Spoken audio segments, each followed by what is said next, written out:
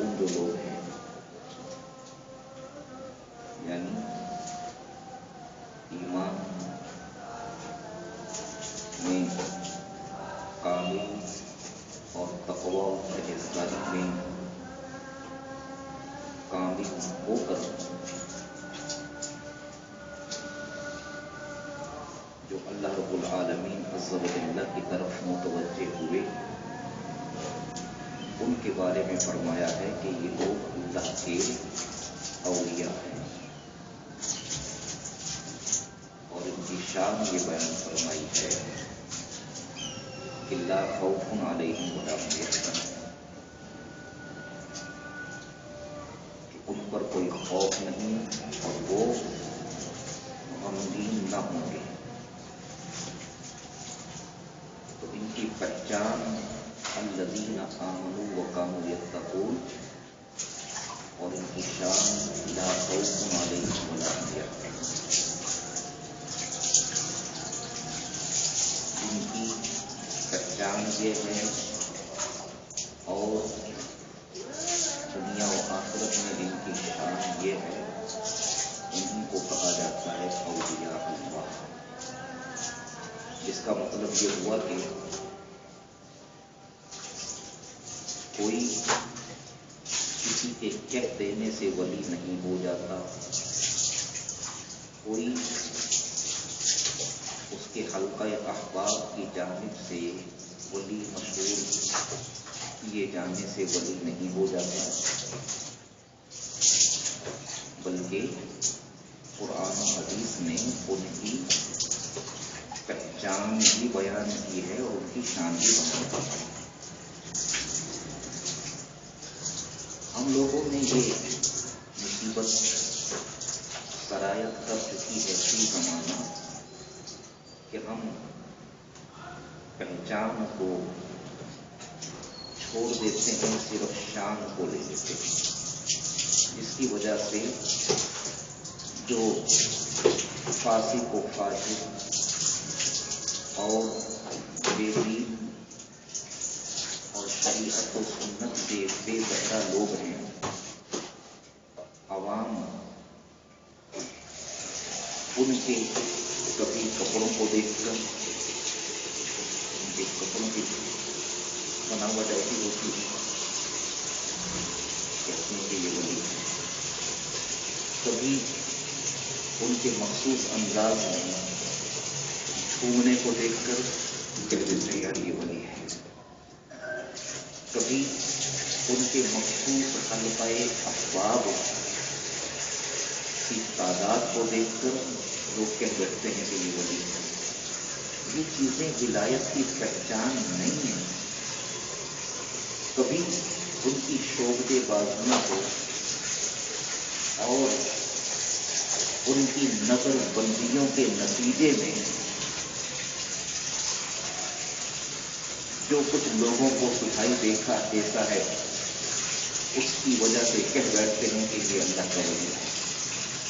یاد رکھیے، نبوت و رسالت وہ مقام ہے جسے اللہ کی طرف سے ظاہر کرنے کا حکم ہے، اور ولایت وہ مقام ہے جس کو چھپایا جاتا ہے۔ لیکن فی زمانہ ہم اس کے برعکس دیکھ رہے ہیں۔ اللہ درود پاک ہے، اللہم صلی علی مولانا محمد وآلہ واصحابہ وبارک وسلم۔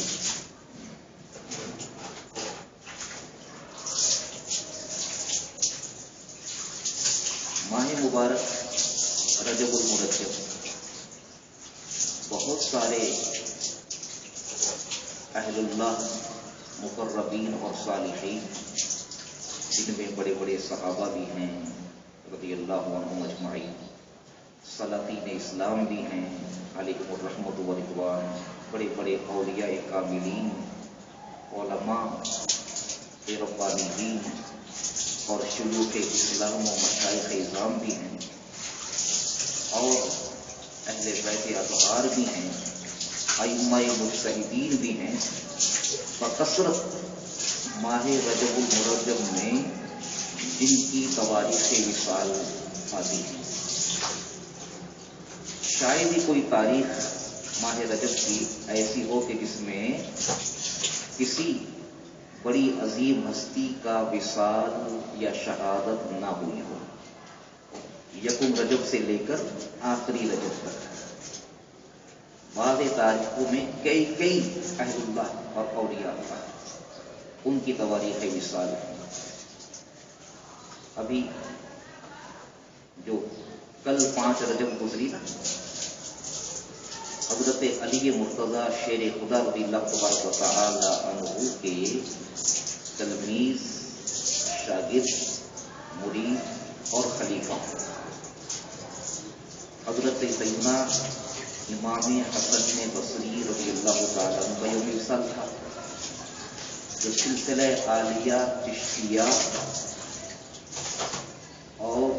سلسلہ عالیہ چشتیہ کے یوں تو حضرت امام حسن بصری محدثین کے بھی امام ہیں، فقہاء کے بھی امام ہیں، مفسرین کے بھی امام ہیں اور اولیاء کے بھی امام ہیں. لیکن جب ہم سلسلوں کے حساب سے دیکھتے ہیں نا، تو سلسلہ عالیہ چشتیہ حضرت علی تک جو پہنچتا ہے وہ حضرت امام حسن بصری کے ذریعے پہنچتا ہے. اتنے بڑے امام کہ جو حضرت خواجہ غریب نواز اور اس سلسلے کے تمام مشائخ کے سید و سردار ہیں. کل جو تاریخ گزری نا، ان کی یوم وصال ہے. حضرت امام حسن بصری کی پرورش حضرت سیدہ عائشہ صدیقہ ام المؤمنین کی گود میں ہوئی ہے نا. کتنے عظیم امام رضی اللہ تعالیٰ. اللہ تبارک و تعالیٰ ہمیں ان کی برکتیں بھی نصیب فرمائے. اور 3 رجب جو گزری ہے، حضرت سیدنا اویس کرنی خیر التابعین، اللہ کے رسول صلی اللہ علیہ وسلم نے خود ان کے بارے میں یہ ارشاد فرمایا کہ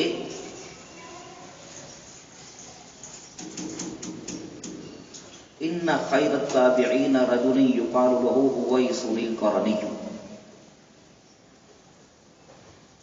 کہ میرے صحابہ کا اتباع کرنے والے سارے تابعین میں سب سے بہترین جو تابعین ہیں، جن کو خیر التابعین کا لقب حضور نے اپنی زبان اقدس سے دیا ہے، فرمایا کہ وہ شخص ہے جو یمن میں اور قرن سے تعلق رکھنے والا ہے. یقال له اویس القرنی، جس کو اویس قرنی کہا جاتا ہے.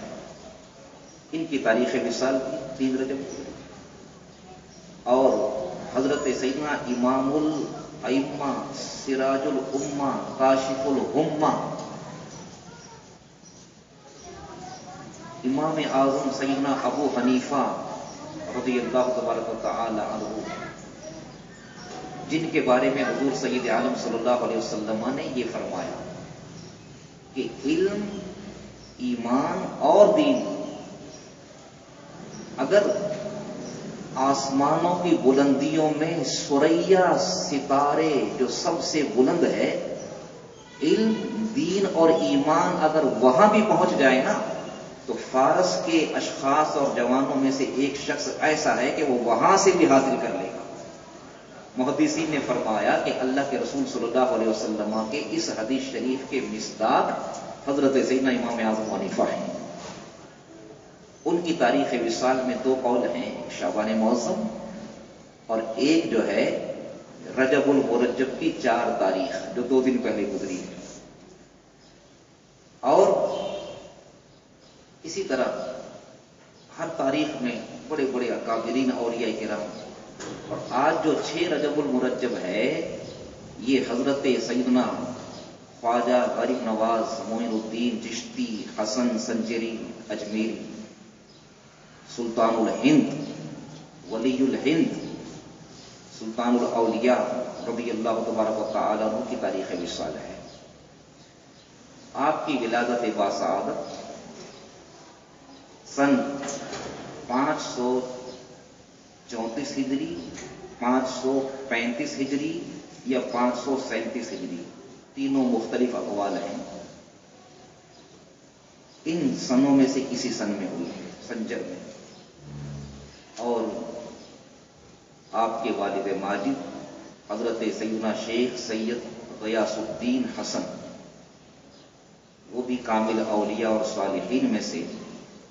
آپ کی والدہ ماجدہ بھی بی بی مہنور رحمت اللہ تعالی علیہا کامل اولیاء اور صالحین میں سے، اور حضرت غوث اعظم رضی اللہ تعالیٰ عنہ کی جو ہے ایک رشتے میں بہن ہے. یعنی حضرت غوث اعظم اور حضرت خواجہ غریب نواز رضی اللہ عنہ کے والدہ ماجدہ بھی یہ جو ہے دادا پر جا کر ایک ہو جاتے ہیں. حضرت غوث اعظم کے جو دادا ہیں وہاں جا کر دونوں جو ہے اس سلسلے میں بہن ہوئے. اس بنا پر حضرت سیدنا خواجہ غریب نواز حضرت سیدنا غوث اعظم رضی اللہ تبارک و تعالیٰ عنہ کے انتہائی قریبی خونی رشتے میں بہت قریبی عزیز ہیں. اللہ اکبر. حضرت سیدنا خواجہ غریب نواز رضی اللہ تبارک و تعالیٰ عنہ نے اپنے والد ماجد کی موجودگی میں نیشا پور میں قرآن کریم فرقان عظیم کی ابتدائی تعلیم اور حفظ قرآن اور دینی ابتدائی تعلیم حاصل کی. بعد میں جب آپ کے والد ماجد کا وصال ہوا تو آپ والدہ ماجدہ کے پاس واپس آ گئے. اس وقت آپ کی عمر مبارک تقریباً 14 سے 15 برس سے زیادہ نہ تھی. والد ماجد کے وصال کے بعد جو انہوں نے ترکہ چھوڑا تھا اس کے مطابق آپ کے حصے میں ایک باغ جو آیا تھا وہ آپ نے اپنے اور اپنے اہل خانہ یعنی والدہ بھائی وغیرہ کے لیے ذریعہ معاش بنایا. خدا کی قدرت کہ آپ باغ میں رکھوالی کر رہے تھے، دیکھ بھال کر رہے تھے. سنجر کے ایک مجذوب بزرگ جن کو لوگ دیوانہ کہتے ہیں، اس طرح کے ٹائپ کے لوگ پھٹے پرانے کپڑے پہنے ہوتے ہیں،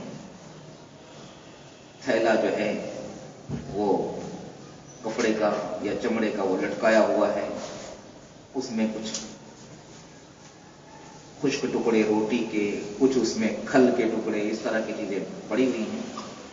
اس وہ عالم جذب میں چکر لگاتے ہوئے اسی باغ کے قریب آ کر بیٹھ گئے جس باغ کی آپ رکھوالی کرتے تھے، دیکھتے تھے، دیکھ بھال کرتے، باغبانی کرتے تھے. آپ کی نظر بابا جی پر پڑی تو حضرت خواجہ غریب نواز عمر کم 14-15 سال لگ بھگ،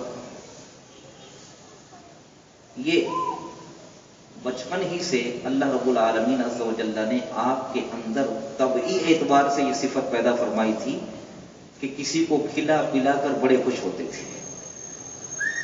بلکہ سیرت نگاروں نے لکھا ہے کہ جب آپ چھوٹے تھے نا، بہت چھوٹے، جیسے 2 سال کے قریب کی عمر کے دودھ پیتے، تو گھر میں کوئی خاتون اپنی گود میں کسی چھوٹے بچے کو لے کر آتی تو آپ اپنی والدہ کو مجبور کر دیتے کہ اسے بھی دودھ پلائیں. دودھ وہ پیتا ہوتا، آپ خوش ہوتے تھے. بچوں میں عادت اس کی برعکس ہوتی ہے.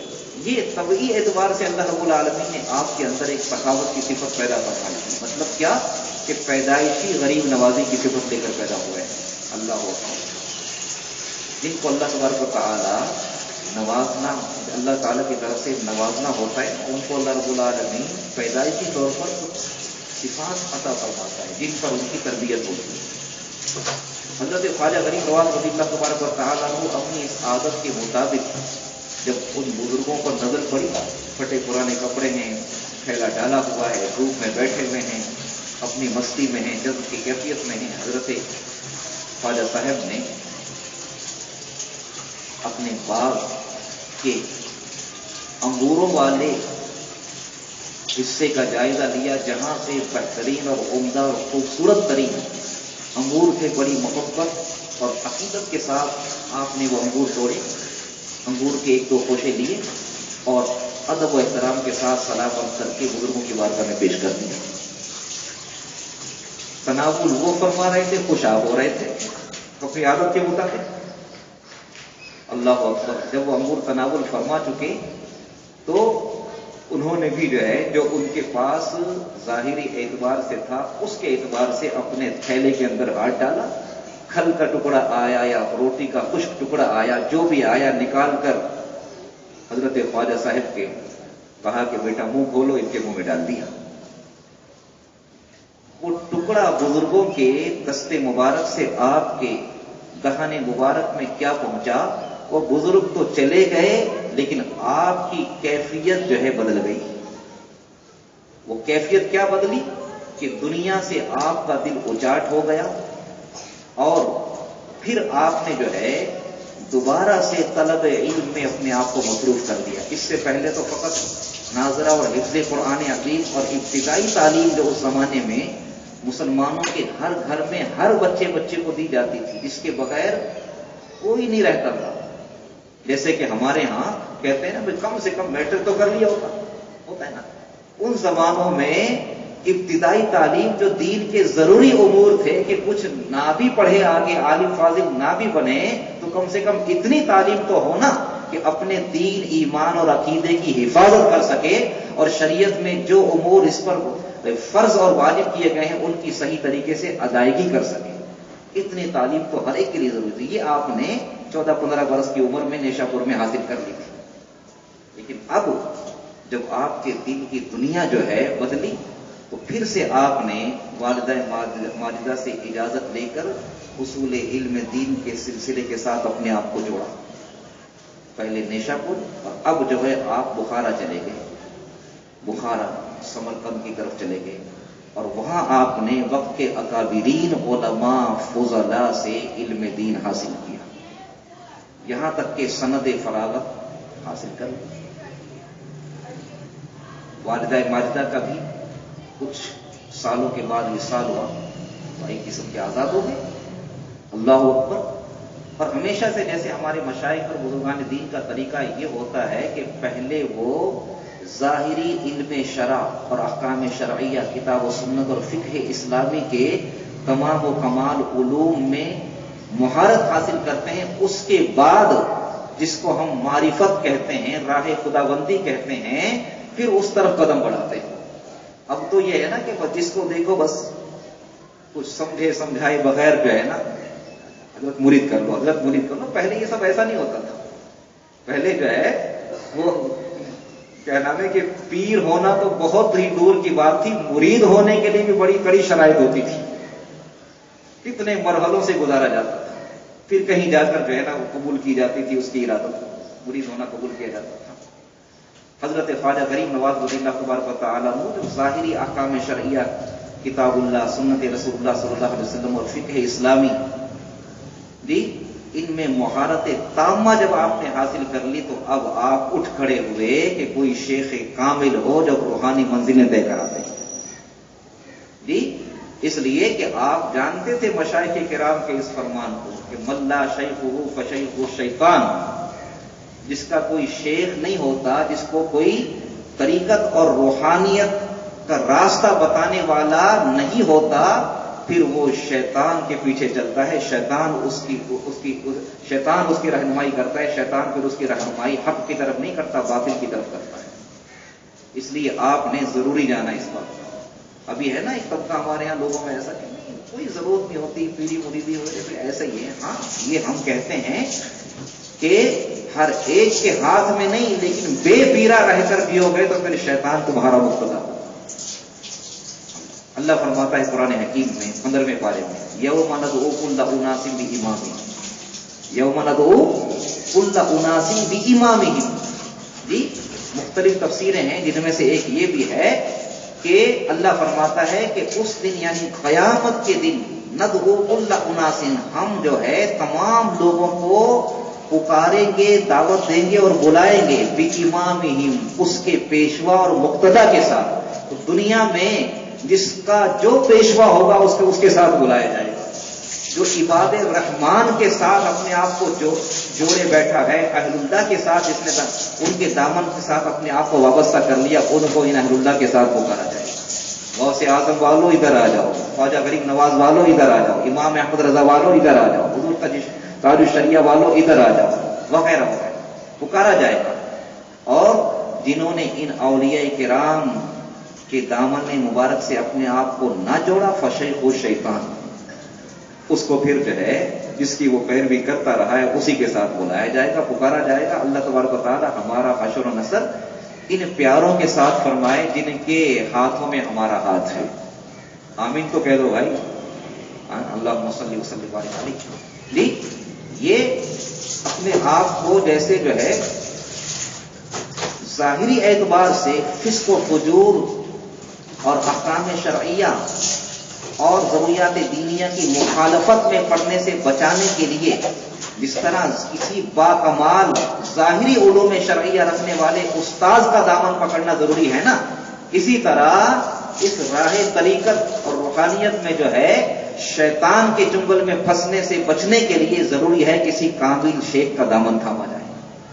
لیکن یہ اولیاء کرام فرماتے ہیں کہ وہ کامل شیخ وہ نہیں کہ جس کو لوگ کامل کہا کریں، کم سے کم اس میں پیر ہونے کے لیے اور مرید بنانے کے لیے یہ 4 شرائط ہونا تو ایسی ضروری ہے کہ ان میں ایک بھی کم ہوگی تو نہ وہ پیر ہے نہ اس کا کوئی مرید ہے، چاہے ہزاروں کی تعداد میں لیے پھرتا ہوں کہ وہ سنی صحیح العقیدہ ہو، ایسا عالم ہو کہ اپنی ضرورت کے مسائل کتابوں سے کسی دوسرے کی مدد کے بغیر از خود جو ہے اخذ کر سکتا ہو، اور سلسلہ اس کا اس کے پیر سے سرکار دو عالم صلی اللہ علیہ وسلم تک، چاہے قادری میں یا چشتی میں، سہروردی میں یا نقشبندی میں، کسی سلسلے میں ہو، متصل ہو، کہیں منقطع اور ٹوٹا ہوا نہ ہو۔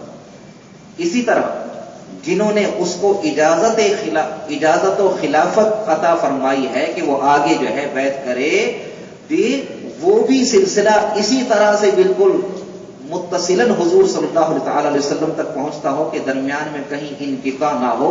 یہ نہ ہو کہ ابا حضور کا انتقال ہو گیا، وہ پیر صاحب تھے تو اب ادھر سے کہیں تربیت نہ ہوئی، نہ کہیں خلافت ہوئی، نہ علم و فضل ہوا، کچھ بھی نہیں ہوا اور یہ بیٹھ گیا اگر پیر بن کر، جیسے کہ پنجاب کی بڑی بڑی گدیوں پر ہوتا ہے۔ وہ کیا کرتے ہیں؟ خود بھی گمراہ ہوتے ہیں، لوگوں کو بھی گمراہ کرتے ہیں کہ پیروں کی گدیوں سے جہاں رہنمائی ملا کرتی تھی اب گمراہی نکل رہی ہے، اس کی وجہ یہ ہوتی ہے۔ اور چوتھی شرط یہ ہے کہ وہ فاسق معلن نہ ہو، یعنی کم سے کم گناہ کرنے میں، فسق و فجور کا ارتکاب کرنے میں اللہ رسول سے اور اللہ کے بندوں سے کچھ نہ کچھ تو شرماتا ہو، جھجک محسوس کرتا ہو، کچھ بھی ہو جائے میں تو چنا ہوں، مجھے کون کہہ سکتا ہے، جو چاہے کرو، اللہ اللہ، ایسا نہ ہو۔ شرم و حیا ہو اس میں، شریعت کے خلاف کام جو ہے وہ بالجہر نہ کرتا ہو، شرماتا ہو، اس میں فاسق معلن نہ ہو۔ تو کم سے کم یہ 4 شرائط اس کے اندر ہوں، باقی کچھ نہ بھی ہو، کم سے کم یہ 4 بھی ہوں تو کم سے کم اس قابل ہے کہ اس کے ہاتھ میں ہاتھ دے دو، مرید ہو جاؤ۔ تو ہم یہ ضرور کہتے ہیں کہ جس کا کوئی شیخ نہیں اس کا شیخ شیطانی، یہ ضروری ہے، لیکن دوسری طرف ہم یہ بھی کہتے ہیں کہ شیخ کو دیکھ لیا کرو کہ وہ ان 4 شرائط کا جامع ہے بھی یا نہیں۔ درود پاک پڑھیں، اللہم صلی علی سیدنا۔ حضرت خواجہ غریب نواز رضی اللہ تبارک و تعالی عنہ نے تلاش شروع کی، بہت عرصے تلاش کیا، تو حضرت سیدنا عثمان ہارونی رحمۃ اللہ تعالی علیہ ان پر آپ کی نظر انتخاب جا کر جمی۔ اور یہ وہ زمانہ تھا کہ اس وقت تک حضرت سیدنا غوث اعظم رضی اللہ تبارک و تعالی عنہ نے یہ اعلان نہیں فرمایا تھا، ان قدمی هذه علی رقبۃ کل ولی اللہ، کہ میرا یہ قدم روئے زمین کے سب ولیوں کی گردنوں پر ہے۔ اس وقت سرکار غوث اعظم نے یہ اعلان نہیں فرمایا تھا۔ آپ اس وقت بیعت اپنے پیر و مرشد سے ہو کر خراسان کے پہاڑوں میں ابتدائی منازل سلوک طے کر رہے تھے، حضرت سیدنا خواجہ غریب نواز رضی اللہ تعالیٰ عنہ۔ اس دوران حضرت غوث اعظم رضی اللہ تبارک و تعالیٰ عنہ نے منبر پر دوران وعظ من جانب اللہ اور من جانب رسول مامور ہو کر یہ اعلان فرمایا کہ میرا یہ قدم روئے زمین کے تمام ولیوں کی گردنوں پر ہے۔ تو سب ولیوں نے گردنیں جھکا دی۔ خراسان کے پہاڑوں میں ابتدائی منازل سلوک جو طے کر رہے تھے، عالم ہو چکے تھے، فاضل ہو چکے تھے، علوم شرعیہ میں ماہر ہو چکے تھے، بیعت بھی ہو چکے تھے، حضرت خواجہ عثمان ہاربنی سے، تو سرکار غوث اعظم کا یہ ارشاد مبارک قریب و بعید سب اولیاء تک پہنچا تو آپ تک بھی پہنچا۔ سب نے گردنیں جھکائی، لیکن حضرت خواجہ غریب نواز رضی اللہ تبارک و تعالی عنہ نے اپنی گردن مبارکہ کو جھکایا، اتنا جھکایا کہ پیشانی کو زمین سے ملا دیا اور کہا کہ یا عبد القادر بل قدماک علی رأسی وعینی، جس کی ترجمانی حضور شہزادے اعلی حضرت نے یوں فرمائی ہے۔ یہ فرماتے ہیں کہ یہ آنکھیں، یہ سر ہے، یہ دل، یہ جگر ہے، جہاں چاہو رکھو قدم غوث اعظم۔ یا غوث اعظم، اے عبد القادر جیلانی، آپ یہ فرما رہے ہیں کہ اولیاء روئے زمین کے اولیاء اللہ کی گردنوں پر میرا قدم ہے، میں صرف گردن ہی حاضر نہیں کر رہا ہوں، میرا چشم و سر بھی حاضر ہے، جہاں چاہو قدم رکھو۔ جی حضرت غوث اعظم نے وہاں سے پکار کر فرمایا کہ گردنیں تو سب ولیوں نے جھکائی ہیں، لیکن خراسان کے پہاڑوں میں محو عبادت و ریاضت سید غیاث الدین حسن کا بیٹا سید معین الدین حسن سب اولیاء میں سبقت لے گیا۔ جیسے گردن شان کے ساتھ انہوں نے جھکائی ہے، اس کے مطابق ان قریب انہیں ولایت ہند سے سرفراز کیا جائے گا۔ اللہ اکبر۔ کرسی ڈالی تیری تخت شہ جیلا کے حضور، کتنا اعلیٰ کیا مولا نے یہ رتبہ تیرا۔ اللہ اکبر جی، اللہ اکبر۔ یہ حضرت سیدنا خواجہ غریب نواز رضی اللہ تبارک و تعالی عنہ ہیں۔ اللہ کریم عز و جل نے جتنا ذکر خیر سننے سنانے کی توفیق عطا فرمائی ہے، اسے قبول فرما کر دنیا میں حق و ہدایت پر ثابت قدم رہنے کا ذریعہ بنائے اور آخرت میں نجات کا ذریعہ بنائے۔ آمین وما توفیق الا باللہ۔